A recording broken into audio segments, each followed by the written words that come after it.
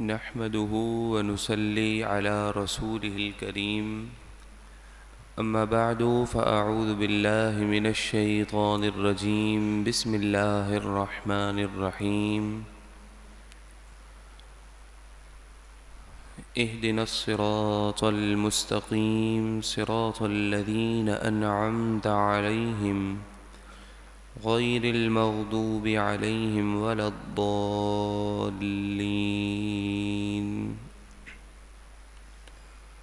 اللهم انصرنا فإنك خير الناصرين اللهم افتح لنا فإنك خير الفاتحين اللهم ارزقنا فإنك خير الرازقين اللهم افتح علينا حكمتك وانشر علينا رحمتك يا ذا الجلال والإكرام اللهم ارزقنا فإنك خير الرازقين إن الله وملائكته يصلون على النبي يا أيها الذين آمنوا صلوا عليه وسلموا تسليما اللهم صل على سيدنا مولانا محمد بن عبد الله ما ضاق أمر إلا وفرجه الله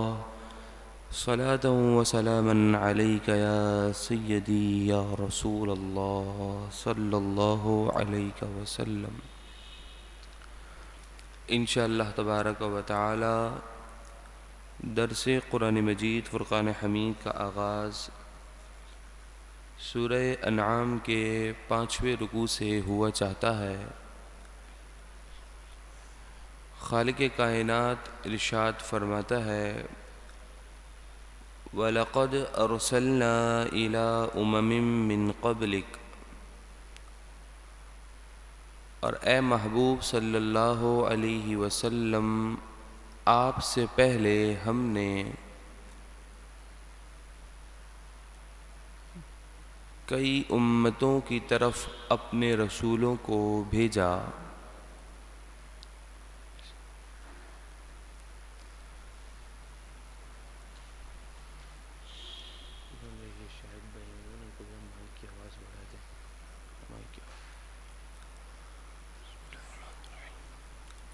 اللہ تبارک و تعالی نے ارشاد فرمایا کہ اے محبوب صلی اللہ علیہ وسلم ہم نے آپ سے پہلے امتوں کی طرف بھی رسولوں کو بھیجا رشد و ہدایت کے لیے، واضح حق کے پیغام کو پہنچانے کے لیے، اور باطل سے حق کی جتنی جدائی ہے اس کو واضح کرنے کے لیے ہم نے بھیجا۔ لیکن جب قوموں نے اپنے رسولوں کے پیغام کو جھٹلایا تو فَأَخَذْنَاهُمْ بِالْبَأْسَاءِ وَالضَّرَّاءِ، نبی کے پیغام کو جھٹلانا یہ نبی کی توہین ہوتا ہے۔ اگر کوئی بڑا اپنے چھوٹے کو حکم دے، اس کی اچھائی کے بارے میں کچھ باتیں اسے نصیحت کرے، اور چھوٹا اپنے بڑے کی باتوں کو کوئی خاطر ہی میں نہ لائے، ماننا تو دور کی بات ہے، ان باتوں کو وہ مذاق بنا لے، تو دراصل یہ بڑے کی توہین ہے۔ تو اسی طرح جب انبیاء علیہم السلام نے اپنی قوموں کو پیغام حق دیا تو قبول کرنے کے بجائے انہوں نے انہی پیغام کو مذاق بنا لیا، تو ان کا یہ مذاق بنانا دراصل انبیاء کی توہین ہے۔ جب انبیاء علیہم السلام کی گستاخی کی گئی، ان کی توہین کی گئی، تو فوراً اللہ تبارک و تعالی نے ارشاد فرمایا فَأَخَذْنَاهُمْ بِالْبَأْسَاءِ وَالضَّرَّاءِ، تو ہم نے ان قوم والوں کو سختی اور تکلیف سے پکڑ لیا۔ انہیں اتنی سختی دی کہ جتنے ان میں مالدار تھے ان سے مال لے کر انہیں غریب کر دیا، اتنی تکلیف دی کہ وہ جتنے ان کے پاس کوئی محتاجی نہیں تھی، لیکن ساری نعمتوں کو لے کر انہیں محتاج بنا دیا، اتنی تکلیف انہیں دی گئی۔ یہ سب اس کیوں دیا گیا؟ لعلہم یتضرعون، تاکہ وہ میری بارگاہ میں آ کر گڑ گڑائیں اور انہیں معلوم ہو جائے کہ ہم نے غلط کیا ہے۔ کیونکہ انسان کی طبیعت ہے، جب اس پر کوئی سختی آتی ہے تبھی وہ ذکر الہی کی طرف آگے بڑھتا ہے۔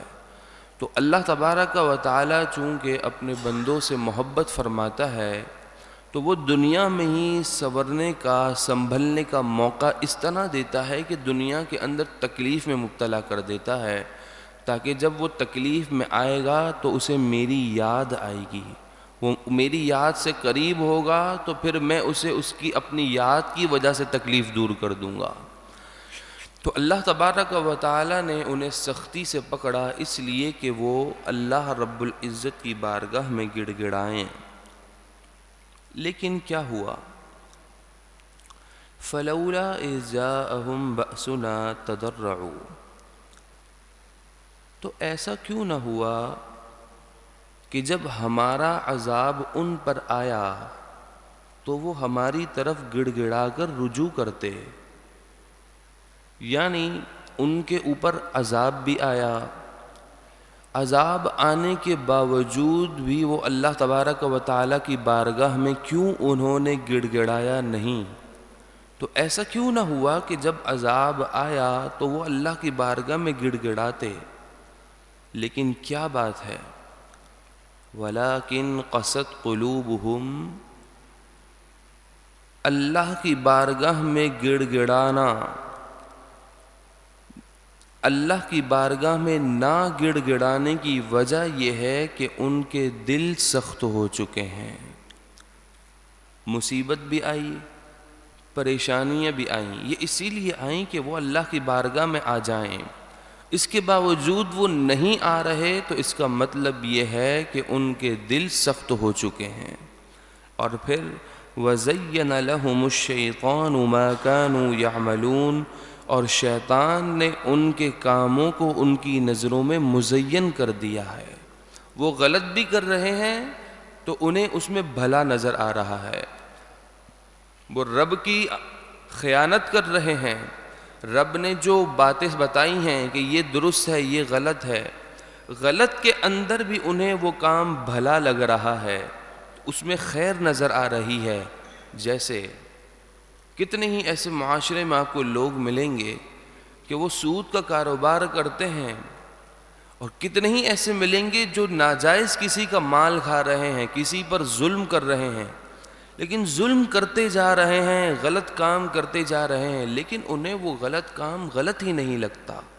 تو اس کی وجہ یہ ہے کہ جب وہ اللہ تبارک و تعالیٰ کی بارگاہ سے دور ہوتے ہیں تو رب بھی یہ چاہتا ہے کہ اب یہ میری بارگاہ سے دور ہو جائیں، تو رب ان کے غلط کاموں کے اندر وہ لچک پیدا کر دیتا ہے، وہ کشش پیدا کر دیتا ہے کہ شیطان ان کاموں کو ان کی نظروں کے سامنے بھلا اور مزین کر دیتا ہے، پھر انہیں اس بات کی طرف توجہ ہی نہیں ہوتی کہ یہ غلط کام ہے۔ کیونکہ جب اسے ٹھوکر لگے گی تو پھر وہ یاد الہی کی طرف آئے گا، اسے وہاں ٹھوکر ہی نہیں لگ رہی ہوتی ہے اور وہ یہ سمجھتا ہے کہ یہ کام صحیح ہے، جبھی تو مجھ پر اتنی کرم نوازیاں ہو رہی ہیں۔ اسی پوری بات کو اگلی آیت میں بیان کیا گیا۔ فَلَمَّا نَسُوا مَا ذُكِّرُوا بِهِ، پس جب انہوں نے بھلا دیا اس چیز کو کہ جس کے ذریعے انہیں نصیحتیں کی گئیں، یعنی انبیاء علیہ السلام کی نصیحتوں کو بھلا دیا، اور ایک ہدایت کی طرف آنے کا ایک سبب مصیبتوں کا واقع ہونا ہے، ان مصیبتوں کے آ جانے کے بعد بھی انہوں نے نصیحت قبول نہیں کی اور نصیحتوں کو بھلا دیا، تو کیا ہوا؟ جب وہ ہمارے دربار سے دور ہوئے تو فتحنا علیہم ابواب کل شیء، ہم نے ان پر دنیا کی ہر نعمتوں کے دروازے کھول دیے، حتی اذا فرحوا بما اوتوا، اتنا انہیں مال دیا، اتنا دیا، یہاں تک کہ جو کچھ انہیں دیا وہ اس پر بہت خوش ہونے لگے۔ کیا ہوا؟ اللہ تبارک و تعالیٰ کی بارگاہ سے جب دور ہوئے، جب رب کی بارگاہ سے مردود ہو گئے، تو اللہ نے دنیا کی نعمتوں کے دروازے کھول دیے۔ کیوں؟ تاکہ وہ نعمتوں میں اتنے اتر جائیں، نعمتیں ان کو اتنی دیں کہ کہیں ان کی توجہ یاد الہی کی طرف آئے ہی نہ، کیونکہ رب خود اب یہ چاہتا ہے کہ وہ میرے دربار سے محروم ہو جائیں، وہ میرے قریب ہی نہ آئیں۔ آپ دیکھ لیں، مسلمان ایک طرف ہیں اور ایک طرف کافر ہیں۔ بظاہر دیکھنے میں یہی آتا ہے کہ کفار مسلمانوں کے مقابلے میں ہر لحاظ سے آگے ہیں، ترقی کے لحاظ سے آگے ہیں، معیشت کے لحاظ سے آگے ہیں۔ تو یہ سب کیا ہے؟ یہ سب اسی لیے ہے کہ وہ اللہ تبارک و تعالیٰ کی بارگاہ سے محروم ہیں، اور رب بھی یہی چاہتا ہے کہ یہ محروم ہی رہیں۔ اسی وجہ سے اللہ تبارک و تعالیٰ نے ان پر ہر نعمت کا دروازہ کھول دیا ہے، اور جسے رب پسند فرماتا ہے، اپنا محبوب بناتا ہے، اس پر بار بار آزمائش ڈالتا ہے۔ کیوں؟ کیونکہ جتنی اس پر آزمائش آتی ہے اس کا دل نرم ہوتا ہے، اور وہ اللہ تبارک و تعالیٰ کی بارگاہ سے اور مزید قرب رکھتا ہے۔ تو رب کا اس کا قرب کو رکھنا یہ پسند آتا ہے جب ہی رب اس پر آزمائش ڈالتا ہے۔ تو کہا جو کچھ انہیں دیا گیا وہ اس پر اتنا خوش ہوئے کہ دنیا کے اندر مست ہو گئے۔ پھر کیا ہوا؟ اخذناہم بغتہ، تو ہم نے انہیں اچانک پکڑ لیا۔ یہ تو سمجھ رہے تھے کہ اب ہم پر کچھ بھی نہیں ہوگا، ہم درست ہیں جبھی تو ہم پر اتنی نعمتیں اتر رہی ہیں۔ تو کیا ہوا؟ اچانک ہم نے انہیں پکڑ لیا۔ فَإِذَا هُمْ مُبْلِسُونَ، تو اب وہ امید سے ٹوٹ چکے ہیں۔ ان کے پاس جتنی امیدیں تھیں وہ امیدیں ختم ہو چکی ہیں، اب ان کا اختتام اور انجام بہت برا ہے۔ فَقُطِعَ دَابِرُ الْقَوْمِ الَّذِينَ ظَلَمُوا، تو ظالموں کی جڑ کاٹ دی گئی۔ وَالْحَمْدُ لِلَّهِ رَبِّ الْعَالَمِينَ، سب کے سب جب یہ ہلاک ہو گئے، اللہ نے کسی کو نہیں چھوڑا، تو تمام تعریفیں اللہ تبارک و تعالیٰ کے لیے ہیں جو اس پورے جہاں کا پروردگار پالنہار ہے۔ یہ وہ مبارک آیت مبارکہ کا حصہ ہے کہ نبی کریم علیہ السلام کی بارگاہ میں جب آپ کو اطلاع دی گئی کہ ابو جہل اسلام کا اور رسول اللہ کا دشمن ہلاک ہو گیا، جیسے ہی آپ کو خبر دی گئی تو آپ نے جواب میں کہا الحمدللہ رب العالمین۔ اس سے یہ معلوم ہوا کہ جو شخص دین اسلام کو نقصان پہنچاتا ہو، گمراہ ہو، بے دین ہو، لا دین ہو، محبوب کریم علیہ السلام کا گستاخ ہو، انبیاء کا گستاخ ہو، اولیاء کی شان کو نہ ماننے والا ہو، جب وہ اس دنیا سے جائے تو الحمدللہ رب العالمین پڑھنا یہ قرآن کا طریقہ ہے۔ یہ انا للہ و انا الیہ راجعون ان کے لیے پڑھا جاتا ہے جو صاحب ایمان تھے، اور جو انبیاء اولیاء کے گستاخ ہو ان کے مر جانے پر اللہ کی حمد بیان کی جاتی ہے کہ رب نے اس پاک دھرتی سے ناپاک وجود کو ختم کیا، اس پر رب کا ہم شکر ادا کرتے ہیں۔ آگے فرمایا قل ارأیتم ان اخذ اللہ سمعکم وابصارکم، اے محبوب آپ فرما دیجئے بھلا تم بتاؤ تو صحیح، اگر اللہ تبارک و تعالیٰ تمہارے کان اور تمہاری آنکھوں کو لے لے، وختم علی قلوبکم اور تمہارے دلوں پر مہر لگا دے، تو من الہ غیر اللہ یأتیکم بہ، تو اللہ کے علاوہ کون ہے جو ان نعمتوں کو دوبارہ تمہارے پاس لے آئے؟ یہ ساری نعمتیں اللہ تبارک و تعالی نے تمہیں عطا کی ہیں کہ سننے کے لیے کان دیے ہیں، دیکھنے کے لیے آنکھیں دی ہیں، سمجھنے کے لیے عقل دماغ دیا ہے، اور ان سب کو جو کنٹرول کر رہا ہے وہ ایک دل کر رہا ہے۔ تو یہ سب رب کی طرف سے نعمتیں ہیں، اگر رب لے لے تو کون تمہیں دے گا؟ انظر، تو تم خوب غور و فکر تو کرو، دیکھو تو صحیح، کیف نصرف الآیات، کیسے ہم اپنی آیتوں کو بدل بدل کر تمہارے سامنے پیش کرتے ہیں، کیوں؟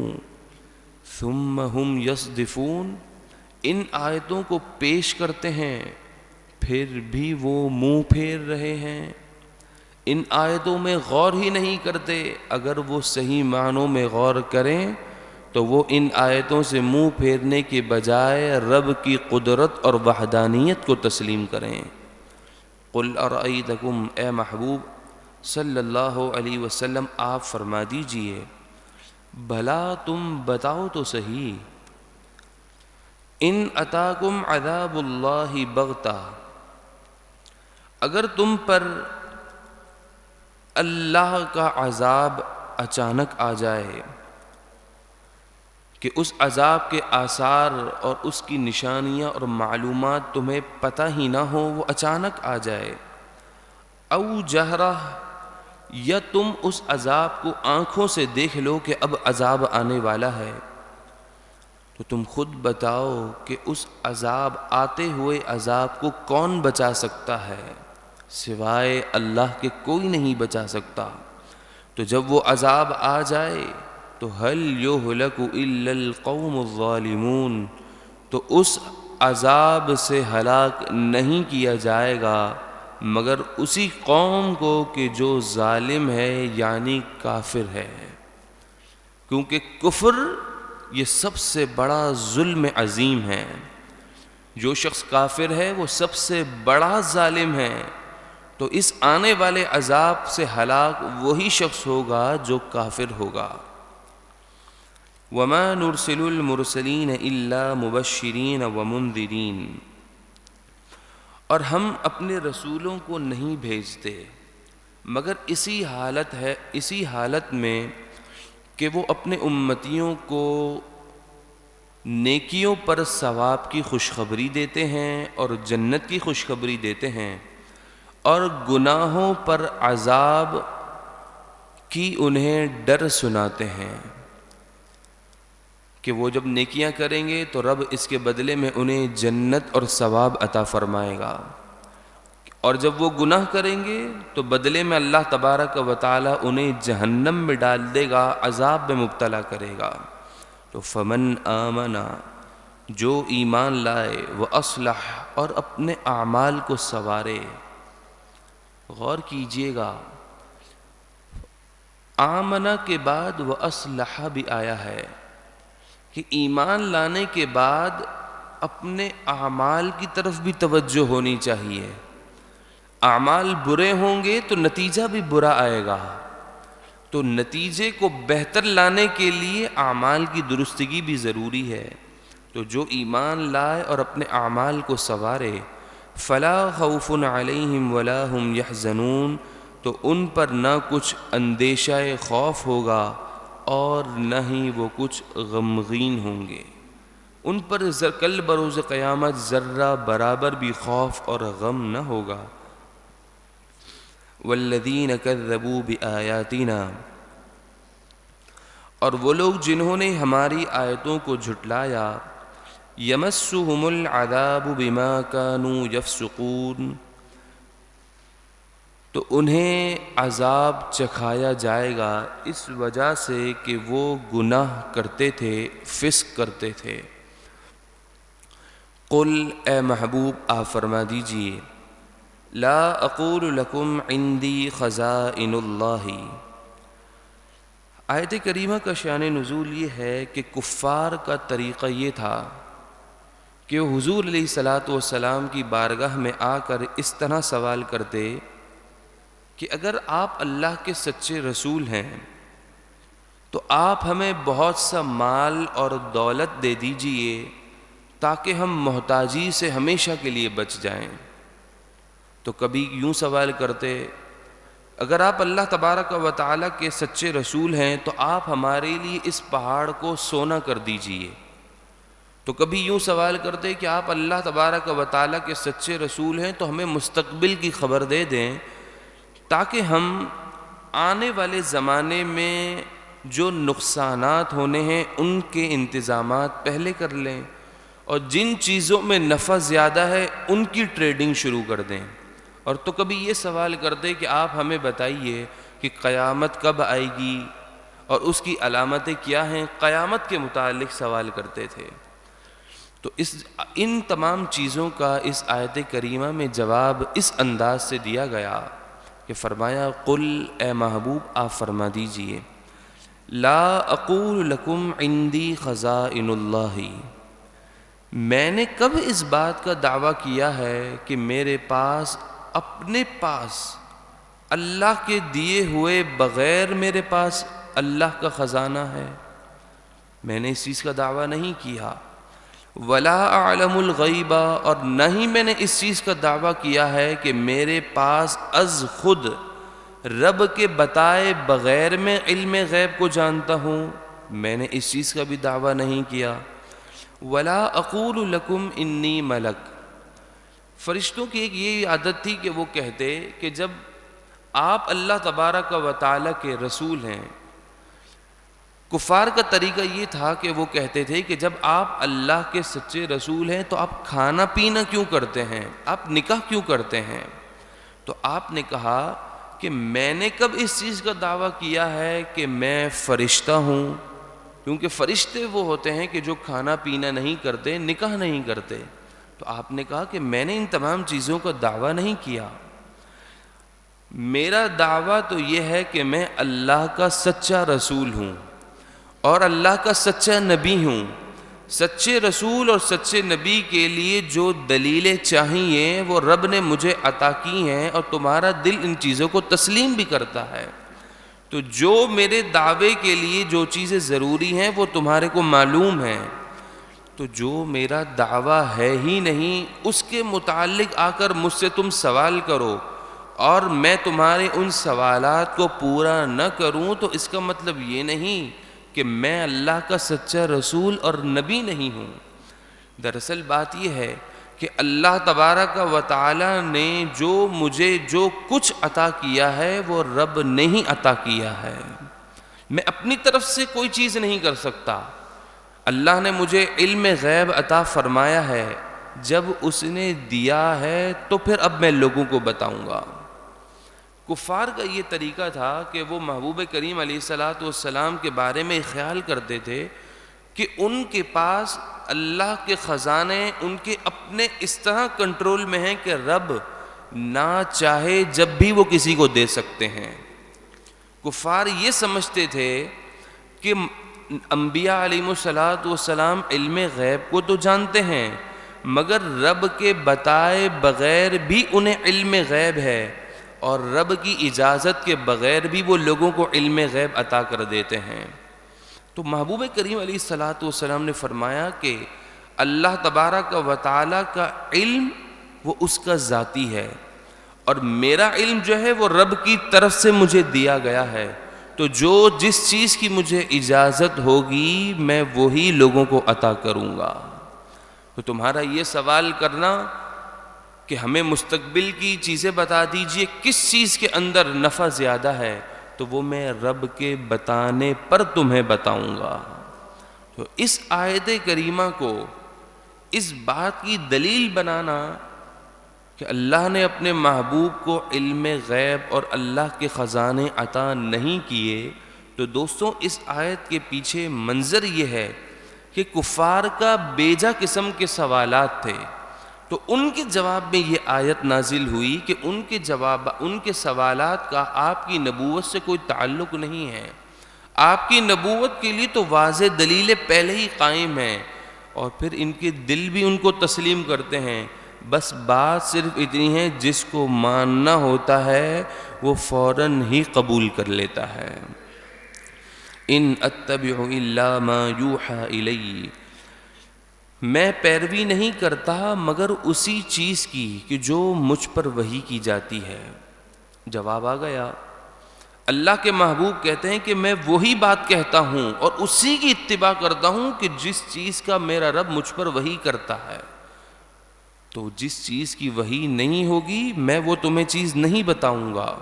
پھر فرمایا قل هل يستوي الاعمى والبصیر، آپ فرما دیجئے کیا اندھا اور آنکھ والا برابر ہو سکتے ہیں؟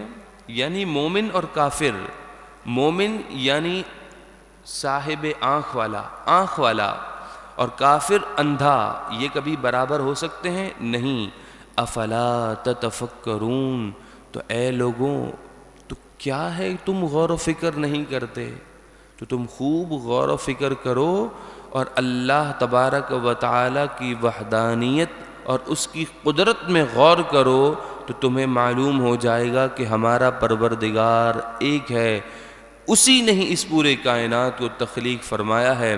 اللہ تبارک و تعالی ہم تمام کو رب کی قدرت اور رب کی قدرت کے اندر ہمیں خوب غور کرتے ہوئے اس کی وحدانیت کو دل و دماغ سے تسلیم کرنے کی توفیق عطا فرمائے۔ درود پاک کے نذرانہ پیش کیجیے۔ اللہم صلی علی سیدنا محمد۔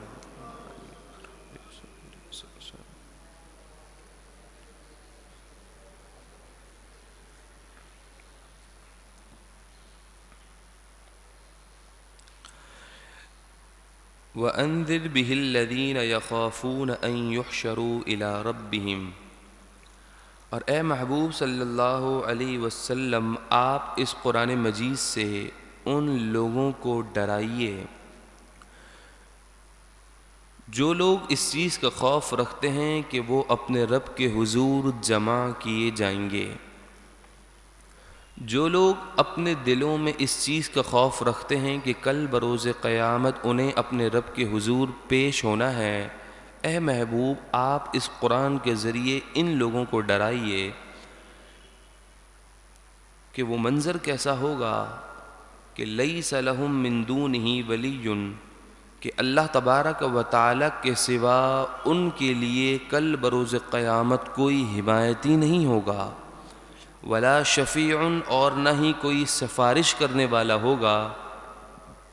یہ سب اس لیے ڈرایا جا رہا ہے لعلہم یتقون، اس امید پر کہ وہ دنیا کے اندر پرہیزگار ہو جائیں۔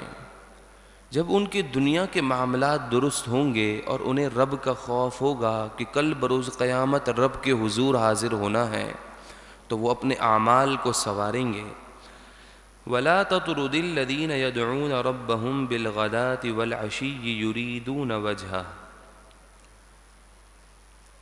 آیت کریمہ کا شان نزول یہ ہے کہ محبوب کریم علیہ السلام کی بارگاہ میں وہ صحابہ کرام علیہم رضوان جلوہ فرما ہوتے کہ جو مالداری کے اعتبار سے کمزور تھے، جو بظاہر دیکھا جائے تو محتاج تھے، تنگی میں تھے، غریب صحابہ تھے، وہ آپ علیہ السلام کے ارد گرد ہمہ وقت موجود رہتے۔ تو اس زمانے کے جو مالدار لوگ تھے وہ آپ علیہ السلام کی بارگاہ میں آ کر کہتے ہیں کہ آپ کے ارد گرد اتنے غریب لوگ موجود ہیں، تو آپ اگر انہیں ہٹا دیں تو ہم آپ پر ایمان لے آئیں گے۔ جب انہوں نے یہ بات کہی، مسلمان غریب صحابہ کرام علیہم رضوان کی دل جوئی کرتے ہوئے اللہ تبارک و تعالی نے اپنے محبوب کو یہ حکم دیا، اے محبوب وَلَا تَطْرُدِ الَّذِينَ يَدْعُونَ رَبَّهُمْ بِالْغَدَاةِ وَالْعَشِيِّ، وہ مبارک صحابہ کرام علیہم رضوان کہ جو اپنے رب کو صبح اور شام پکارتے ہیں، رب کی عبادت کرتے ہیں، آپ کے ارد گرد رہتے ہیں، آپ انہیں اپنے ارد گرد اور اپنی مجلس سے دور نہ کیجیے۔ یریدون وجہہ، یہ آپ کے پاس بھی آتے ہیں، رب کی عبادت بھی کرتے ہیں، یہ فقط رب کی رضا کو طلب کرنے کے لیے۔ تو آپ نے ان کو اپنے سے دور نہیں کرنا۔ یہ نہیں خیال کرنا کہ باقی لوگ ایمان لے آئیں اگر یہ مجھ سے دور ہو جائیں تو نہیں، اگرچہ یہ مال کے اعتبار سے کم ہیں لیکن ایمان کے اعتبار سے سب سے اول نمبر پر ہیں، تو کہا آپ نے انہیں دور نہیں کرنا۔ ما علیک من حسابہم من شیء، ان کا حساب میں سے کچھ بھی نہیں ہے اے محبوب آپ پر، یعنی آپ سے نہیں پوچھا جائے گا ان کے معاملات کے بارے میں۔ وما من حسابک علیہم من شیء، اور آپ کے حساب میں سے بھی ان پر کچھ نہیں ہے، یعنی آپ کے حساب میں سے اب ان لوگوں سے بھی کچھ نہیں پوچھا جائے گا۔ فتطردہم، تو پس اے محبوب آپ ان کو دور نہ کیجیے۔ فتکون من الظالمین، اگر آپ ایسا کریں گے تو انصاف سے بہت دور ہو جائیں گے۔ تو اللہ تبارک و تعالیٰ نے اپنے محبوب علیہ الصلاۃ والسلام کو اپنے محبوب کے وفادار غلاموں کی دلجوئی کرتے ہوئے اس انداز سے بات کی۔ وَكَذَلِكَ فَتَنَّا بَعْضَهُمْ بِبَعْضٍ لِيَقُولُوا أَهَٰؤُلَاءِ مَنَّ اللَّهُ عَلَيْهِمْ مِنْ بَيْنِنَا، اور اسی طرح ہم نے ایک کو دوسرے کے لیے فتنہ بنایا، ایک کو دوسرے کے لیے فتنہ بنایا کہ مالدار کافر محتاج مسلمانوں کو دیکھ کر یہ کہتے ہیں کہ کیا یہ وہ لوگ ہیں کہ اللہ نے ان پر ہمارے درمیان میں سے احسان فرمایا۔ چونکہ دراصل بات صرف اتنی سی تھی کہ وہ یہ کہتے کہ اللہ تبارک و تعالی پر ایمان وہی شخص لائے گا کہ جو مال کے اعتبار سے بھی زیادہ پاورفل ہوتا۔ تو وہ کہنے لگے کہ جب انہوں نے صحابہ کرام علیہم رضوان کو دیکھا تو کہنے لگے کہ کیا اللہ نے ان پر احسان فرمایا ہے کہ وہ اسلام لے آئے ہیں، جبکہ مال تو ہمارے پاس ہے، ہمیں اسلام لانا چاہیے تھا۔ تو یہ ان کا اپنا خیال تھا۔ تو اللہ رب العزت نے فرمایا الیس اللہ بأعلم بالشاکرین، کیا اللہ خوب جانتا نہیں حق ماننے والوں کو؟ یعنی اللہ تبارک و تعالی خوب جانتا ہے کہ کون حق پر ہیں اور کون حق کو تسلیم کرتا ہے۔ وَإِذَا جَاءَكَ الَّذِينَ يُؤْمِنُونَ بِآيَاتِنَا، وہ لوگ جو ہماری آیتوں پر ایمان رکھتے ہیں اے محبوب جب وہ آپ کی بارگاہ میں آئیں، فقل، تو آپ ان سے کہہ دیجئے سلام علیکم، تم پر سلامتی ہو۔ کتب ربکم علی نفسہ الرحمہ، تمہارے رب نے اپنے ذمہ کرم پر رحمت کو لازم کر لیا ہے۔ وہ اپنے فضل و کرم سے تم سے جو وعدہ کرتا ہے وہ اس وعدے کو ضرور پورا فرمائے گا۔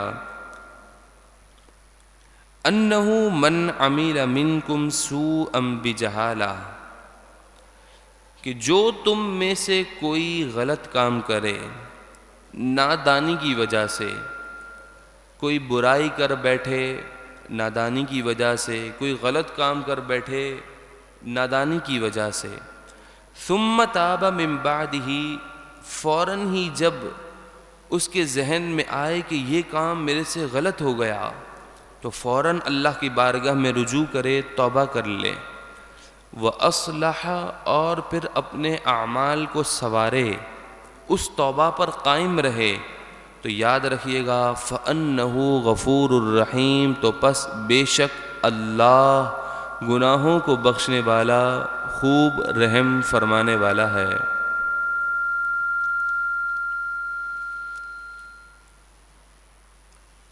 اس آیت کریمہ میں یہ بتایا گیا کہ جو لوگ غلطی سے گناہ کر بیٹھیں تو وہ مایوس نہ ہوں، وہ اللہ تبارک و تعالیٰ کی رحمت سے اپنے آپ کو اتنا مایوس نہ کر لیں کہ اب وہ یہ خیال کریں کہ اب ہمارے لیے کچھ بچا ہی نہیں ہے، ہم تو تباہ و برباد ہو گئے، ہلاک ہو گئے، اب ہمارے لیے کچھ رہا ہی نہیں۔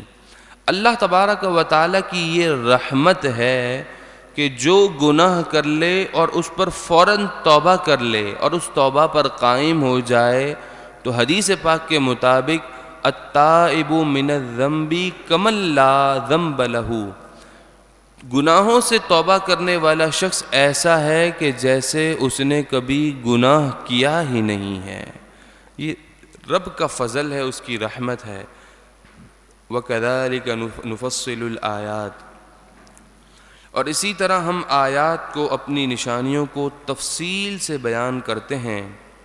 وَلِتَسْتَبِينَ سَبِيلُ الْمُجْرِمِينَ، اس لیے کہ مجرموں کا رستہ ظاہر ہو جائے کہ کون ہماری آیتوں پر ایمان لاتے ہیں اور کون ہماری آیتوں کا انکار کر کے مجرموں کی صف میں ہو جاتے ہیں. اللہ تبارک و تعالی ہمیں حق کو تسلیم کرتے ہوئے حق ماننے کی توفیق عطا فرمائے، اور رب کی بارگاہ سے جو محروم ہوئے اللہ ہمیں بھی ان سے محفوظ فرمائے. درود پاک کا نذرانہ پیش کیجیے. اللہم صلی علی سیدنا.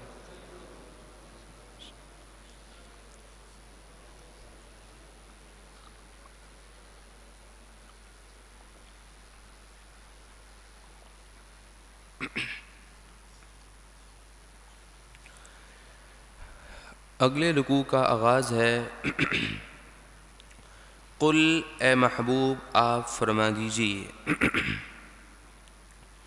انی نہیت ان اعبد الذین تدعون من دون اللہ. اے محبوب آپ فرما دیجئے کہ بے شک مجھے روک دیا گیا ہے کہ میں پوجا کروں ان بتوں کی جن کی تم پوجا کرتے ہو.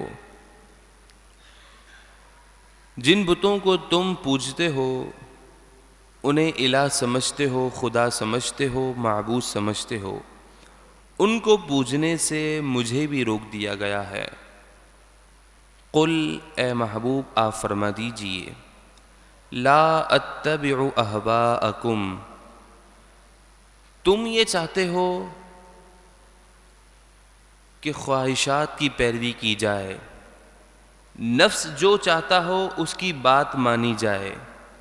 تو اے محبوب آپ فرما دیجئے، میں تمہاری خواہشات اور نفس کی اتباع کرنے والا نہیں ہوں. میں تو صرف اپنے رب کے احکامات کی ہی اتباع کروں گا. رب کے احکامات کی اتباع میں اگرچہ میرے نفس کے خلاف ہی کیوں نہ ہو، میرا دل کچھ اور چاہ رہا ہے، میرے رب کی رضا کچھ اور ہے، تو میں فقط اپنے رب کی رضا پر ہی عمل کروں گا. تو کہا میں تمہاری خواہشات اور تمہارے نفس کی اتباع نہیں کروں گا. قد ضللت اذا وما انا من المہتدین، اگر میں تمہاری خواہشات کی پیروی کروں تو اس وقت میں گمراہ ہو جاؤں گا اور میں ہدایت سے دور نکل جاؤں گا. تو دوستوں یہاں سے ایک بات معلوم ہوئی، جو لوگ اپنی خواہشات پر عمل کرتے ہیں، جو دل میں آیا، جو جی میں آیا وہ کرتے ہیں اور قرآن و سنت کے خلاف کرتے ہیں، وہ لوگ گمراہ ہو جاتے ہیں. اللہ ہم تمام کو نفسانی خواہشات اور شیطان کے وار اور نفس امارہ کے وسوسوں سے ہم تمام کو محفوظ فرمائے. قل، اے محبوب آپ فرما دیجئے، انی علی بینۃ من ربی، بے شک میں اپنے رب کی طرف سے روشن دلیل پر ہوں. میرے رب نے مجھے قرآن پاک عطا کیا ہے، معجزات عطا کیے ہیں، تو میں ان دلیلوں پر ہوں. وَكَذَّبْتُمْ بِهِ، اور تم اسے جھٹلاتے ہو، تم قرآن کو جھٹلاتے ہو، رب نے جو معجزات دی ہیں تم اسے جھٹلاتے ہو. مَا عِنْدِي مَا تَسْتَعْجِلُونَ بِهِ، کفار آپ علیہ الصلوۃ والسلام کی بارگاہ میں آ کر کہتے کہ اگر آپ سچے رسول ہیں تو آپ جس عذاب کو ہم سے وعدہ کرتے ہیں کہ وہ عذاب آ جائے گا، اس عذاب کو لے آئیے. وہ یہ بات کہتے ہیں کہ آپ عذاب کو اب بلا لیں. تو آپ نے کہا ما عندی ما تستعجلون بی، جس چیز کا تم جلدی کرتے ہو، جس چیز میں تم جلدی کرتے ہو کہ وہ چیز جلدی آ جائے، تو آپ نے کہا میرے پاس وہ نہیں ہے. وہ چیز کس کے پاس ہے؟ ان الحکم الا للہ، حکم عذاب کا صرف اللہ ہی کے پاس ہے. وہ جب چاہے گا تم پر عذاب کو بھیج دے گا۔ یقص الحق، وہی حق فرماتا ہے۔ وہو خیر الفاصلین، اور وہ سب سے بہتر فیصلہ کرنے والا ہے۔ قل، اے محبوب آپ فرما دیجئے، لو ان عندی ما تستعجلون بہ، جس چیز کی تم جلدی کر رہے ہو یعنی عذاب الہی کی، اگر وہ میرے پاس از خود ہوتی تو لقضی الامر بینی و بینکم، تو تم نے میری جتنی گستاخیاں کی ہیں، میری توہین کی ہے، میری بات کو نہیں مانا، میں جب کسی کے سامنے کسی کو تبلیغ کرتا ہوں تو تم مذاق اڑاتے ہو، تو اگر یہ عذاب میرے کنٹرول میں ہوتا تو لقضی الامر بینی و بینکم، تو میرے اور تمہارے درمیان میں جو معاملات ہیں ان کا فیصلہ پہلے ہی کر دیا جاتا، فوراً ہی میں عذاب کو بلا لیتا اور عذاب سے تمہاری جان مجھ سے چھوٹ جاتی، لیکن عذاب کا اختیار میرے رب کے پاس ہے۔ واللہ اعلم بالظالمین، اور اللہ خوب جانتا ہے ظالموں کو، ظلم کرنے والوں کو۔ وَعِندَهُ مَفَاتِحُ الْغَيْبِ لَا يَعْلَمُهَا إِلَّا هُوَ، اللہ ہی کے پاس غیب کی چابیاں ہیں۔ جو چیزیں مستقبل سے تعلق رکھتی ہیں، علم غیب ہیں، لوگوں کی نظروں سے پوشیدہ ہیں، ان تمام چیزوں کی چابیاں یہ صرف رب کے پاس ہیں۔ لا يعلمها الا هو، ان چابیوں پر، ان غیب پر وہی مطلع ہے کہ جو ہمارا پروردگار اللہ ہے۔ اللہ تبارک و تعالی ہی اس غیب کو جانتا ہے، اور وہ اپنے فضل سے جسے چاہے علم غیب پر مطلع فرما دیتا ہے۔ وَيَعْلَمُ مَا فِي الْبَرِّ وَالْبَحْرِ، اور اللہ تبارک و تعالی ہی جانتا ہے جو کچھ خشکی میں ہے اور جو کچھ تری میں ہے۔ خشکی میں یعنی اس زمین کے نیچے جو کچھ بھی ہے اللہ تبارک و تعالی جانتا ہے، اور تری میں یعنی سمندر میں، سمندر کے اندر جتنی بھی مخلوقات ہیں رب ان کو جانتا ہے۔ وَمَا تَسْقُطُ مِن وَرَقَةٍ إِلَّا يَعْلَمُهَا، اور جو کوئی بھی پتا گرتا ہے، درخت کا کوئی بھی پتا گرتا ہے رب اس کو جانتا ہے۔ وَلَا حَبَّةٍ فِي ظُلُمَاتِ الْأَرْضِ، اور زمین کی اندھیریوں میں کوئی ایسا دانہ نہیں۔ وَلَا رَطْبٍ، اور نہ ہی کوئی سمندر کے اندر کوئی ایسی مخلوق نہیں۔ وَلَا يَابِسٍ، اور زمین کے اوپر کوئی ایسی مخلوق نہیں۔ إِلَّا فِي كِتَابٍ مُبِينٍ، مگر ہر چیز کا علم واضح کتاب میں موجود ہے۔ کتاب مبین سے مراد لوح محفوظ بھی ہے، ہر چیز کا علم لوح محفوظ کے اندر ہے۔ دوستو یہاں پر ذرا غور کیجئے گا، اللہ تبارک و تعالی نے اس پورے جہاں کے علم کو ایک لائن کے اندر سمو دیا، کہا وَلَا حَبَّةٍ فِي ظُلُمَاتِ الْأَرْضِ، زمین کی تاریکیوں کے اندر کوئی چھوٹا سا دانہ بھی ایسا نہیں ہے جو اللہ کی کتاب میں نہ ہو۔ وَلَا رَطْبٍ وَلَا يَابِسٍ، سمندر میں اور خشکی یعنی زمین کے اوپر بھی جتنی بھی چیزیں ہیں وہ رب کے علم میں موجود ہیں۔ کیونکہ اس کتاب میں موجود ہیں۔ تو اب دوستو ذرا غور کیجئے، جب ہر چیز کا علم قرآن میں موجود ہے، ہمارا ایمان ہے، تو اب جب اس کتاب کے اندر ہر چیز کا علم ہے تو یقیناً جس ذات کے اوپر اس کتاب کا نزول ہوگا اسے بھی علم ہی ہوگا۔ یہ تو ممکن ہی نہیں ہے نا کہ کتاب کے اندر موجود ہو اور جس شخص کو، جس ذات کو اللہ نے یہ کتاب عطا کی اس کے پاس علم نہ ہو۔ تو تو دوستوں اللہ تبارک و تعالی نے اپنے محبوب صلی اللہ علیہ وسلم کو اس پورے جہاں کا ایک ایک چیز کا علم عطا فرمایا ہے۔ آگے ارشاد ہوا وَهُوَ الَّذِي يَتَوَفَّاكُمْ بِاللَّيْلِ، اور وہی ذات ہے جو تمہیں رات کو تمہاری روح قبض کر لیتا ہے۔ کیا مطلب؟ جب تم نیند میں آتے ہو تو نیند موت کی بہن ہے۔ جب تم نیند میں آتے ہو تو تمہارے احوال، تمہارا سارے یہ کام کاج، تمہارے ہاتھ پاؤں ہلانا سب معطل ہو جاتا ہے۔ تم اپنے اوپر کنٹرول نہیں کر پاتے نیند کی حالت میں۔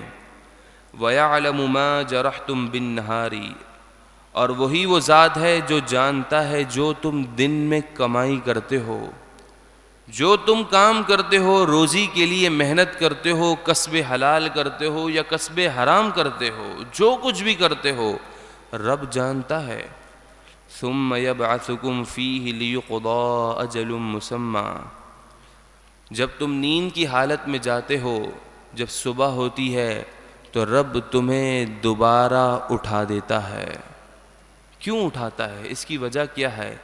لِيُقْضَىٰ أَجَلٌ مُّسَمًّى، تاکہ تمہارے نصیب میں، تمہاری قسمت میں جو مقررہ وقت ہے اٹھا کر وہ تمہیں اس مقررہ وقت پر لے جانا چاہتا ہے، تاکہ وہ تمہارا مقررہ وقت پورا کر دیا جائے کہ آج تمہاری موت نہیں آنی تو رب نے تمہیں صبح بیدار کر دیا۔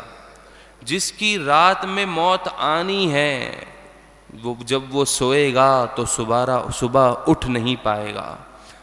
تو دراصل نیند وہ موت کی بہن ہے۔ ثم الیہ مرجعکم، پھر اسی کی طرف تمہارا لوٹنا ہے۔ ثم ینبئکم بما کنتم تعملون، پھر وہ تمہیں خبر دے گا جو تم دنیا میں عمل کرتے تھے۔ کل بروز قیامت انسان کے ایک ایک عمل کو اس کے سامنے لایا جائے گا، ساری مخلوق خدا کے سامنے اس کا نامہ اعمال اسے دیا جائے گا اور کہا جائے گا کہ اب اسے پڑھو۔ جو کچھ بندے نے اس دنیا میں اپنی زبان سے بولا ہے، اپنے ہاتھوں سے کیا ہے، جو کچھ کیا ہے وہ کل بروز قیامت مخلوق کے سامنے اسے پڑھنا پڑے گا۔ اور اگر گناہ ہوئے تو کتنی شرمندگی ہوگی۔ اللہ تبارک و تعالی ہمیں روز محشر کی شرمندگی سے محفوظ فرمائے اور ہمیں خوب نیک اعمال کرنے کی توفیق عطا فرمائے۔ درود پاک کا نذرانہ پیش کیجیے۔ اللہم صلی علی سیدنا مولانا محمد۔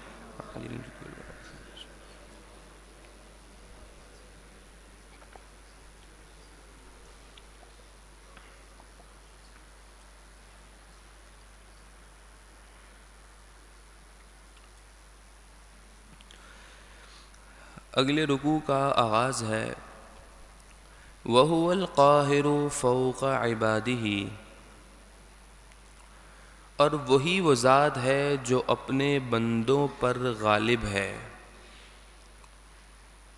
وَيُرْسِلُ عَلَيْكُمْ حَفَظَةً، اور وہ تم پر اپنے نگہبان کو بھیجتا ہے۔ رب کی طرف سے ہمارے لیے جو نگہبان ہیں وہ دو فرشتے ہیں، ایک فرشتہ دائیں کندھے پر اور ایک فرشتہ بائیں کندھے پر بیٹھا ہے، جن کا نام کرامن کاتبین ہے۔ کرامن کاتبین کو انسان کے پیدا ہوتے ہی ڈیوٹیاں دے دی جاتی ہیں ہر شخص کے لیے، کہ جو شخص نیک اعمال کرے گا تو دائیں ہاتھ والا فرشتہ اس کی نیکیوں کو لکھے گا، اور جو شخص برے اعمال کرے گا، گناہ کرے گا، تو بائیں ہاتھ کا فرشتہ وہ اس کے گناہوں کو لکھے گا۔ تو اللہ تبارک و تعالیٰ کی طرف سے یہ دو فرشتے انسانوں کے لیے بطور نگہبان بھیجے گئے ہیں۔ حَتَّى إِذَا جَاءَ أَحَدَكُمُ الْمَوْتُ، حتیٰ کہ یہاں تک کہ جب تم میں سے کسی ایک کے پاس موت آ جائے، اس کا وقت اب ختم ہونے لگا ہے اور موت اس کے پاس آنے لگی ہے۔ تو توفت ہو رسولنا، تو ہمارے رسول اس شخص کی روح کو قبض کر لیتے ہیں۔ رسول سے مراد فرشتے ہیں، رسول سے مراد یہاں فرشتے ہیں، یعنی ملک الموت۔ جب اس کی موت کا وقت آتا ہے تو ملک الموت حاضر ہو کر اس کی روح قبض کر لیتے ہیں۔ وَهُمْ لَا يُفَرِّطُونَ، اور وہ ذرہ برابر بھی کوئی اپنے کام میں قصور نہیں کرتے، کوئی کوتاہی نہیں کرتے۔ رب نے جس شخص کے لیے موت کا حکم دے دیا ہے، ملک الموت سیدھا اسی کے پاس پہنچتے ہیں۔ وہ شخص دنیا کے کسی بھی کونے میں ہو، ملک الموت اس کے پاس پہنچ کر اس کی روح قبض کر لیتے ہیں۔ دوستو ذرا غور کیجئے گا،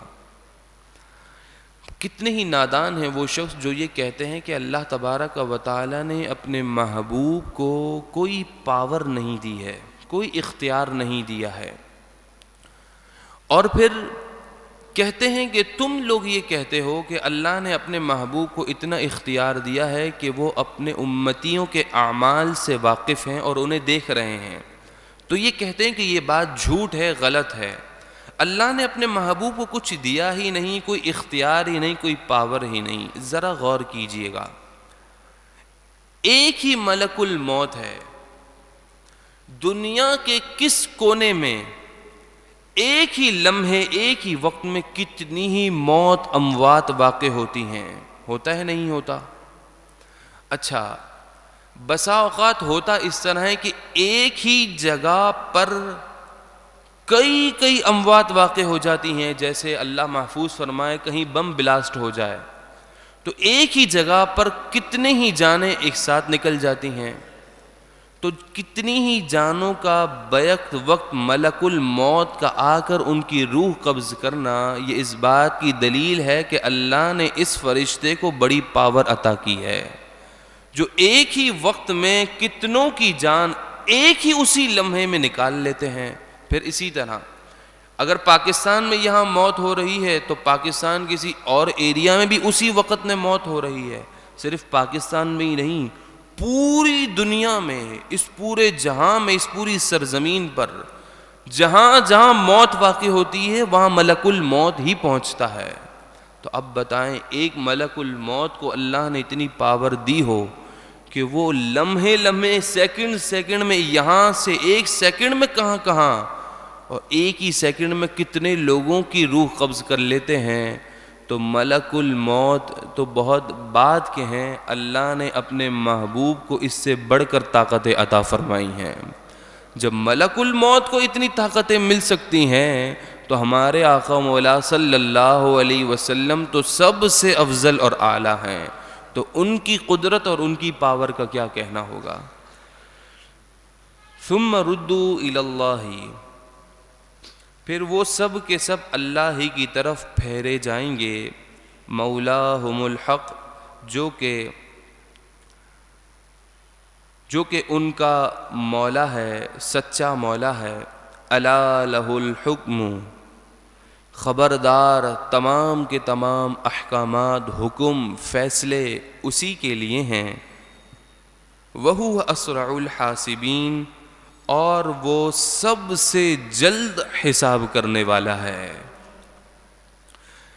یہاں پر اللہ تبارک و تعالیٰ کی ایک صفت بیان کی گئی کہ اسرع الحاسبین، کہ وہ تمام حسابوں کو جلد کرنے والا ہے۔ کیونکہ اللہ تبارک و تعالیٰ کے لیے حساب کرنے میں کوئی مشکل نہیں ہے۔ یہ تو میں اور آپ کے لیے حساب کرنے کے لیے بیٹھیں تو پورا ریکارڈ دیکھیں گے، ڈیٹا دیکھیں گے، کیلکولیٹر اٹھائیں گے، پورا حساب کریں گے، لیکن اللہ تبارک و تعالیٰ ان تمام چیزوں سے پاک ہے، تو رب اپنی مخلوق کا ایک سیکنڈ کے کروڑویں حصے سے بھی پہلے پوری مخلوق کے حساب لینے پر قادر ہے۔ قل، اے محبوب آپ فرما دیجئے، من ینجیکم من ظلمات البر والبحر، اس آیت مبارکہ میں کفار کو تنبیہ کی گئی کہ جب یہ کفار سفر کرتے ہوئے خشکی کے راستے سے یا دریائی راستے سے سفر کرتے اور دوران سفر انہیں کوئی مصیبت آ جاتی، پریشانی آ جاتی، تو وہ اپنے بتوں کو چھوڑ کر اللہ تبارک و تعالیٰ کے حضور دعا کرتے اور کہتے کہ اگر یہ ہماری تکلیف دور ہو گئی تو ہم اے رب تجھ پر ایمان لے آئیں گے۔ تو اللہ کے محبوب علیہ الصلاۃ والسلام نے فرمایا اے محبوب آپ فرما دیجئے من ینجیکم من ظلمات البر والبحر، کفار سے خطاب کیا گیا کہ کون سی وہ ذات ہے جو تمہیں جنگل اور دریا کی آفتوں سے نجات دیتی ہے۔ جب تم سفر میں ہوتے ہو کوئی مصیبت آ جائے تو اس مصیبت سے نکالنے والی ذات کون سی ہے کہ جب تم پر مصیبت آتی ہے تو تمہاری کیفیت کیا ہے؟ تدعونہ تضرعا وخفیہ، کہ تم پکارتے ہو اس ذات کو خوب گڑ گڑا کر اور آہستہ آہستہ، دل ہی دل میں تم اس ذات کو پکارتے ہو اور تم کہتے ہو لئن انجانا من ہذہ، کہ اگر ہمیں اس مصیبت سے نجات مل جائے لنکونن من الشاکرین، تو ہم ضرور احسان ماننے والوں میں سے ہوں گے۔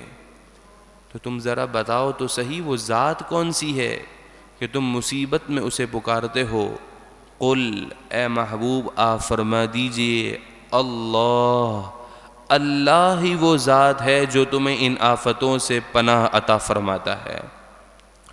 اللہ ینجیکم منہا، آپ فرما دیجئے اللہ ہی تمہیں ان تمام آفتوں سے نجات عطا فرماتا ہے۔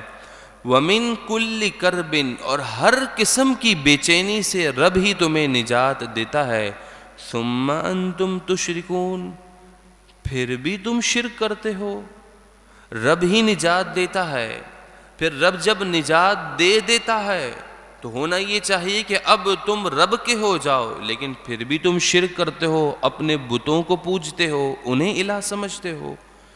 قل، اے محبوب آپ فرما دیجئے هو القادر على ان يبعث عليكم عذابا من فوقكم، وہ ذات اس بات پر قادر ہے کہ وہ تم پر عذاب کو بھیجے تمہارے اوپر سے، یعنی آسمان سے تم پر عذاب آ جائے، او من تحت ارجلکم، یا تمہارے پاؤں کے نیچے سے تم پر عذاب آ جائے۔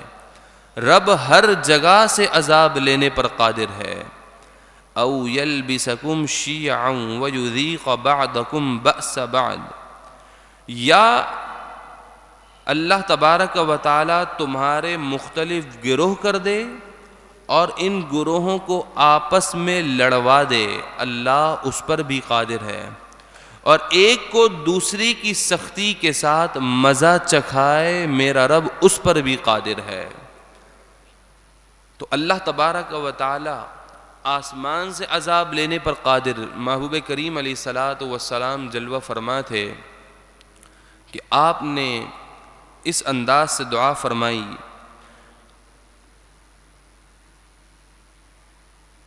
کہ جب یہ آیت کریمہ نازل ہوئی کہ اللہ تبارک و تعالی آسمان سے عذاب بھیجنے پر قادر ہے، تو اللہ کے محبوب علیہ الصلاۃ والسلام نے اللہ کی بارگاہ میں ہاتھ اٹھائے، اے مالک میں تجھ سے اس کی پناہ مانگتا ہوں۔ تو آپ کی یہ دعا قبول کر لی گئی۔ پھر اس کے بعد دوسری، جب نبی کریم علیہ الصلاۃ والسلام نے جب قحط عام کی، یعنی عام پورے لوگوں میں قحط پڑ جائے، تو آپ نے جب اس چیز کی دعا کی تو اللہ تبارک و تعالی نے اس دعا کو قبول فرما لیا کہ آپ کی امت کو قحط عام نہیں آئے گا۔ لیکن جب اللہ کے محبوب نے اس چیز سے پناہ مانگی کہ آپس میں لوگ گروہ در گروہ ہو کر لڑائی جھگڑا کریں تو میں اس سے تیری پناہ مانگتا ہوں، تو آپ کہتے ہیں کہ میری یہ دعا قبول نہ کی گئی۔ تو اس سے مراد یہ ہے کہ آپ کی امت میں مختلف گروہ ہوں گے جو آپس میں لڑائی جھگڑا کریں گے اور ایک دوسرے کے لیے وہ فتنہ بنیں گے۔ تو کہا گیا میرا رب اس چیز پر بھی قادر ہے۔ انظر، تو تم خوب غور و فکر کرو، کیف نصرف الآیات، کیسے ہم آیات کو پھیر پھیر کر تمہارے لیے بیان کرتے ہیں۔ یہ پھیرنا اس لیے ہے لعلہم یفقہون تاکہ وہ لوگ سمجھیں. وَكَذَّبَ بِهِ قَوْمُكَ وَهُوَ الْحَقُّ، اور آپ کی قوم نے اس قرآن کو جھٹلایا حالانکہ یہ حق ہے. قل اے محبوب آپ فرما دیجئے لست علیکم بوکیل، میں تم پر کچھ بھی نگہبان نہیں ہوں. میرا کام صرف اتنا ہی ہے کہ میں اللہ تبارک و تعالی کی طرف سے جو پیغامات لے کر آیا ہوں وہ تمہیں بتا دوں. ماننا یا انکار کرنا یہ تمہارے اپنے ہاتھ میں ہے. لِكُلِّ نَبَإٍ مُسْتَقَرٌّ، ہر خبر کا ایک وقت مقرر ہے. اس وقت مقررہ پر وہ خبر واقع ہو جائے گی. جیسے قیامت کی ایک خبر ہے، جب اس کا وقت آئے گا تو یہ قیامت واقع ہو جائے گی. وَسَوْفَ تَعْلَمُونَ، اور عن قریب تم جان لوگے. وَإِذَا رَأَيْتَ الَّذِينَ يَخُوضُونَ فِي آيَاتِنَا، اور اے سننے والے، یہ اللہ تبارک و تعالیٰ کا خطاب ہے براہ راست قرآن کے ماننے والوں سے. اے سننے والے، جب تو دیکھے کہ لوگ ہماری آیتوں میں ٹیڑھا پن کر رہے ہیں، آیتوں کا مذاق اڑا رہے ہیں، طعنہ دے رہے ہیں، مذاق اڑا رہے ہیں، فَأَعْرِضْ عَنْهُمْ، تو اے سننے والے تو فوراً ان مذاق اڑانے والوں سے دور ہو جا، ان سے اعراض کر لے، منہ پھیر لے. یاد رکھیے گا دوستوں، ایک سوشل لائف بہت ضروری ہے، لیکن سوشل لائف کا یہ مطلب نہیں کہ ہم اپنی گیدرنگ کے اندر ان لوگوں کے ساتھ بیٹھیں کہ جو کھلم کھلا اللہ اور اس کے رسول، دین اسلام، قرآن و حدیث، انبیاء اولیاء کی شان کے خلاف بات کرتے ہوں.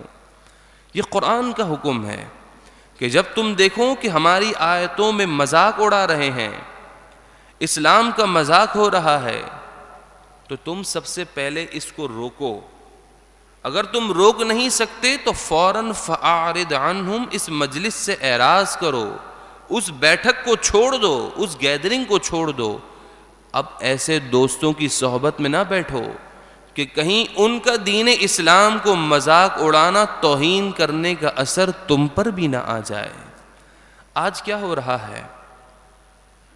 بڑے ہی افسوس کے ساتھ والدین اپنی اولاد کی تربیت تو بہت ہی اچھے انداز میں کرتے ہیں اپنے خیال کے مطابق، لیکن تربیت کا ایک بہت بڑا جو گہرا اثر جہاں سے واقع ہوتا ہے وہ ہے اپنے بیٹے کے دوستوں کی گیدرنگ.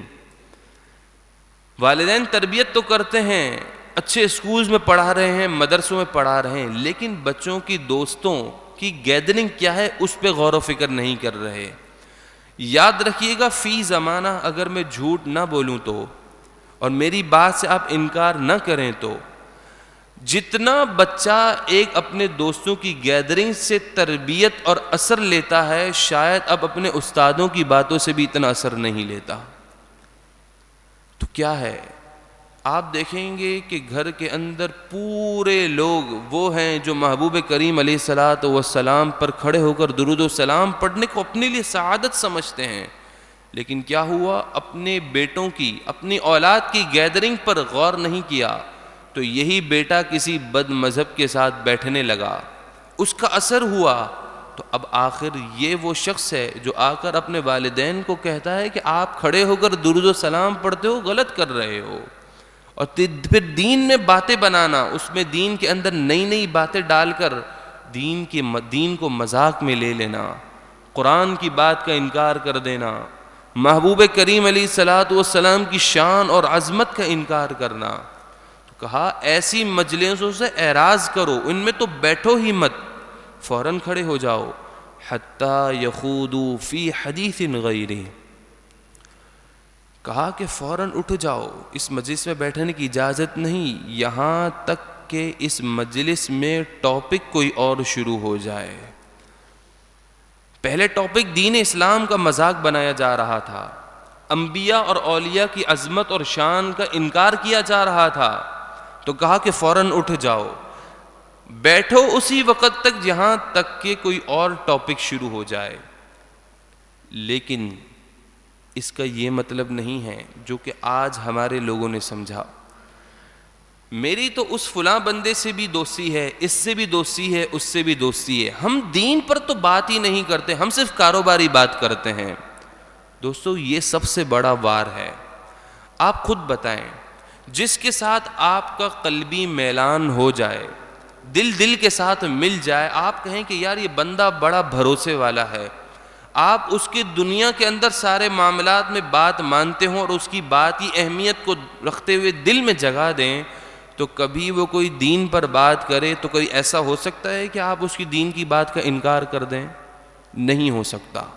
تو یہ ایک وار ہوتا ہے، بد مذہب کا ایک وار ہوتا ہے کہ پہلے وہ اپنے جال میں بچھانے کے لیے، آپ کو جال میں پکڑنے کے لیے پہلے باہر کی باتیں کرے گا، دنیا کی باتیں کرے گا، پھر جب وہ دیکھے گا کہ اب یہ بندہ میرے پورے کنٹرول میں ہے تو اب وہ دین پر لائے گا، اور جب دین پر لائے گا تو آہستہ آہستہ اپنا گندا مواد شیئر کرے گا، جس سے انسان کو یہ سوچنے پر مجبور کرے گا کہ ہاں یار یہ بات بھی تو ہو سکتی ہے، تو ہمارے جو گھر والے کر رہے ہیں وہ تو غلط کر رہے ہیں۔ پھر وہ اس پر دلیلیں مانگے گا، اس کو سمجھایا جائے پھر بھی وہ انکار کرے گا۔ تو دوستوں کی صحبت بہت ضروری ہے دوستوں۔ پھر فرمایا وَإِمَّا يُنْسِيَنَّكَ الشَّيْطَانُ، اور اگر تو اس مجلس میں بیٹھا ہو اور شیطان تجھے بھلا دے، فَلَا تَقْعُدْ بَعْدَ الذِّكْرَى، شیطان کیا بھلا دے؟ شیطان نے یہ بھلا دیا کہ ذہن میں رہا ہی نہیں کہ حکم تو یہ تھا کہ فوراً اٹھ جانا، اس مجلس میں بیٹھنا ہی نہیں ہے، اس کا حکم تھا، لیکن شیطان نے بھلا دیا، تو کہا فَلَا تَقْعُدْ بَعْدَ الذِّكْرَى، یاد آ جانے کے بعد فوراً اس مجلس سے اٹھ جاؤ، اب بیٹھنے کی اجازت نہیں ہے۔ جیسے ہی یہ حکم یاد آ گیا کہ غلط مجلس میں نہیں بیٹھنا، غلط صحبت میں نہیں بیٹھنا، جو لوگ دین کا مذاق اڑاتے ہیں، دین کے بارے میں استہزاء کرتے ہیں، ان کے ساتھ نہیں بیٹھنا، جیسے ہی یہ حکم یاد آئے فَلَا تَقْعُدْ، اب ان کے ساتھ نہیں بیٹھنا، فوراً ہی اپنے ساتھ ان کو اپنے سے جدا کر لینا ہے۔ اگر بیٹھ گئے، اب دیکھیں اگر یاد آ گیا پھر بھی بیٹھے رہے کہ کچھ نہیں، دوست ہیں، گیدرنگ ہے یا دوستی یاری لگی ہے، کیا ابھی میں گھر پہ جاؤں گا، اتنا بھی میں تھوڑی کوئی اپنے آپ کو شدت پسند ہوں، اتنا بھی کیا ہو گیا، دین تو بہت آسان ہے، اتنا نہیں ہوتا، یہ اگر خیالات آنے لگے ہیں تو یاد رکھنا مع القوم الظالمین، اگر یاد آ جانے کے بعد بھی اسی مجلس میں بیٹھے ہو تو وہ اگر کوئی غلط کام کر رہے ہیں تو تم بھی اس میں پورے کے پورے شامل اور شریک رہو گے، مع القوم الظالمین، تو اس وقت تم بھی ظالم قوم کے ساتھ ہی کھڑے ہوگے۔ یہ مت سمجھنا کہ میں نے تو کچھ کیا ہی نہیں ہے، کیا اس نے ہے، نہیں، تمہارے سامنے ہوا، تم نے اٹھ جانا تھا، اب جب تم بیٹھے ہو تو غلط بندے کے ساتھ بیٹھ رہے ہو تو تم اس کی برائی میں ساتھ شامل ہو۔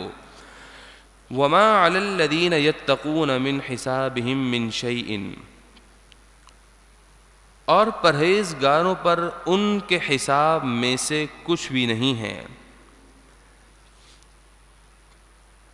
اب یہاں پر اس بات کو مزید ڈیٹیل کے ساتھ بتایا گیا، وہ لوگ جو اللہ تبارک و تعالی سے ڈرتے ہیں، پرہیزگار ہیں، متقی ہیں، ان کے لیے تھوڑا الگ سے حکم دیا گیا۔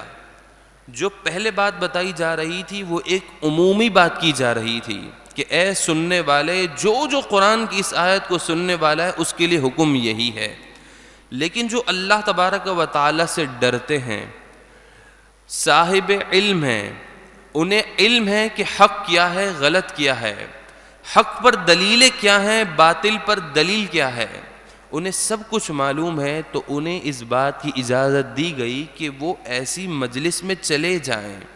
نیت کیا ہو؟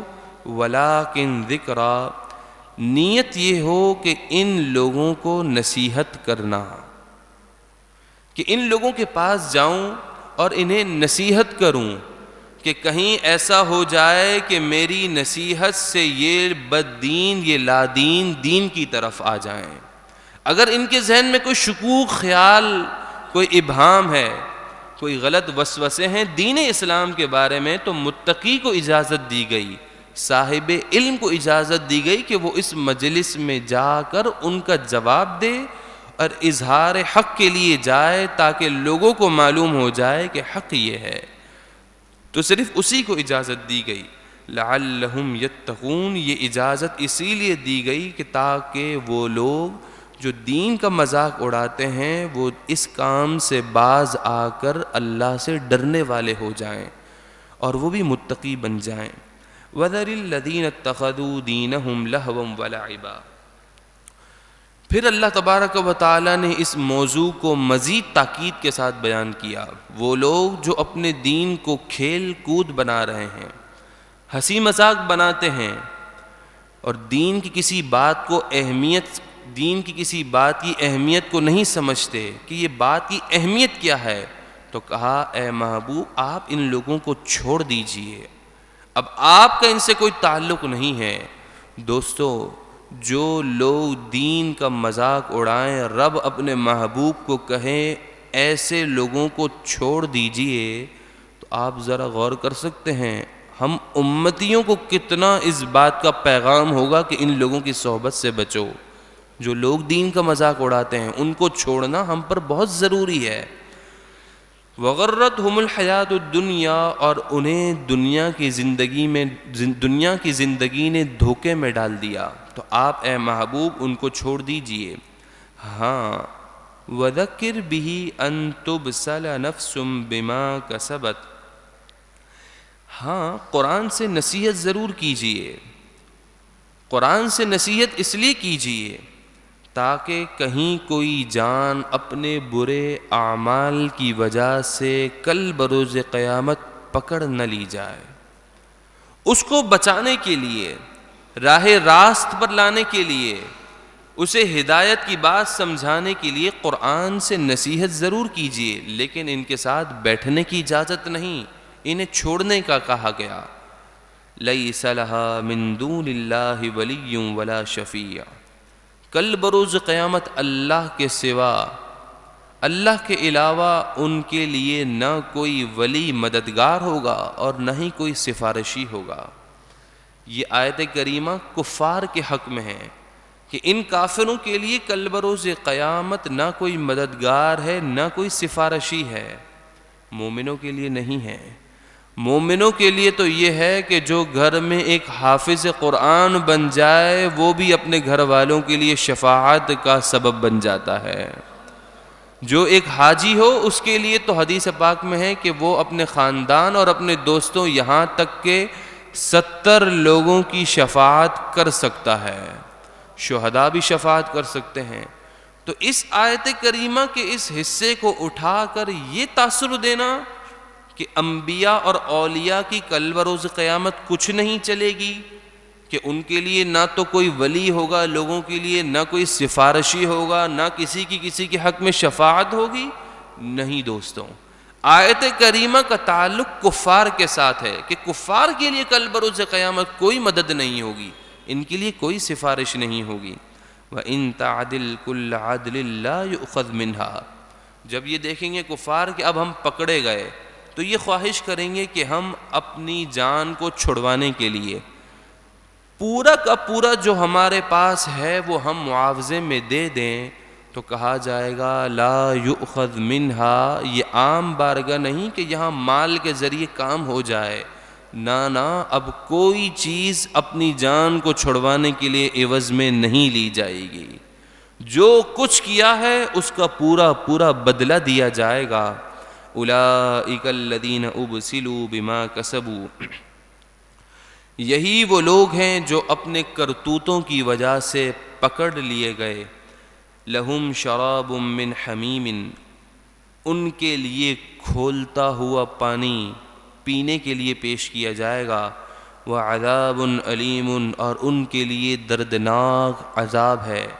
بما کانوا یکفرون، اس لیے کہ وہ کفر کرتے تھے۔ کفر کی سزا یہ ہے کہ دردناک عذاب ہے، کھولتا ہوا پانی ہے۔ اور ایک اور جگہ آیا کہ انہیں پینے کے لیے، جہنمیوں کو پینے کے لیے کھولتا ہوا پیپ دیا جائے گا۔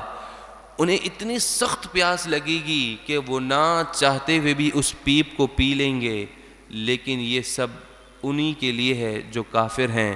اللہ تبارک و تعالی ہم تمام کو ایمان کی سلامتی نصیب فرمائے، اور مرتے وقت ہمیں کلمہ طیبہ نصیب فرمائے، اور ہم تمام کا خاتمہ ایمان بالخیر ہو۔ اللہ تبارک و تعالی اپنے فضل و کرم سے ہم پر اپنا خصوصی فضل و کرم نازل فرمائے۔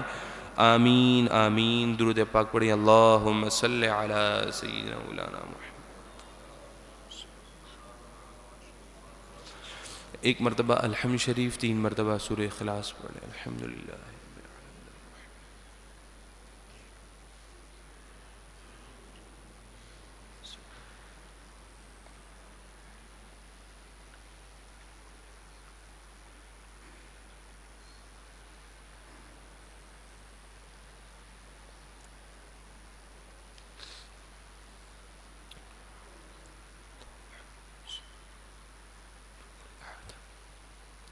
الحمد للہ رب العالمین، والصلاة والسلام علی اشرف الانبیاء والمرسلین۔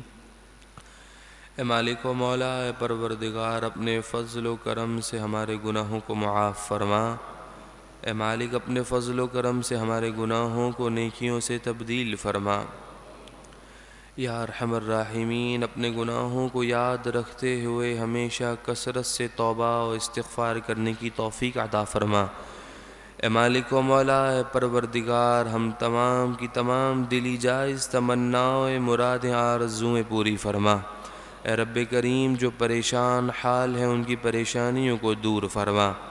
جو بے روزگار ہیں انہیں حلال پاکیزہ روزگار نصیب فرما۔